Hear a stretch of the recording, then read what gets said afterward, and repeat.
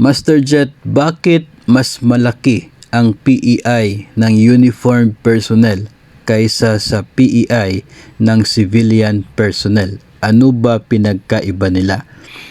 Ito hindi po ako sure kung magkano yung PEI ng mga uniformed personnel na actual na tinatanggap, ha.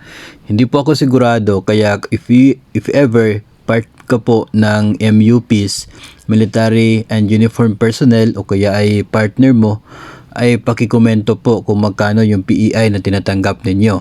Kasi hindi ko po talaga siya masasagot if ano yung pagkakaiba doon sa tinatanggap nilang PEI, kasi hindi ko po alam kung magkano talaga yung PEI ng mga nasa militar at mga kapulisan po, itong mga men in uniform.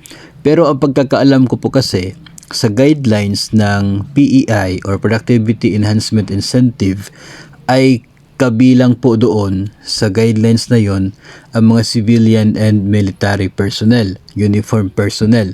Pareho po sila na covered ng the same guidelines.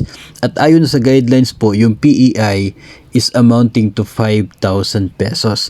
Fixed po yung halaga na sinabi doon ni DBM na siya pong ibibigay not earlier than December 15. Kaya nagtaka din po ako kung bakit nasabi po ng sender na mas malaki yung PEI ng mga uniform personnel. Kasi kung pagbabasihan po natin yung guidelines ng tinatanggap nating PEI every December, ay kasama naman po doon sa coverage ang mga uniform personnel, at ang sabi doon ay 5,000 pesos. Hindi naman po sinabi na at least 5,000, depende sa budget, at least 5,000. Hindi naman po sinabing ganon.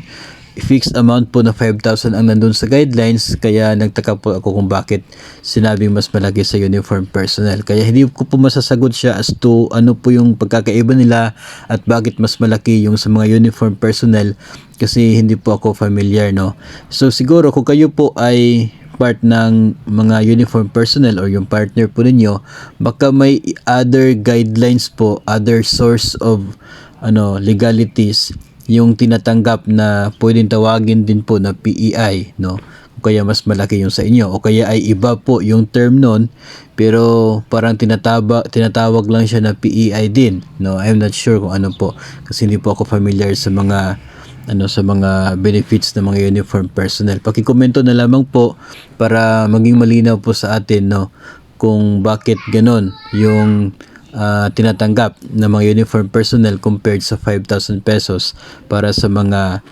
civilian personnel. Ayun po, kung talagang more than 5,000 itong tinatanggap ng mga uniform personnel.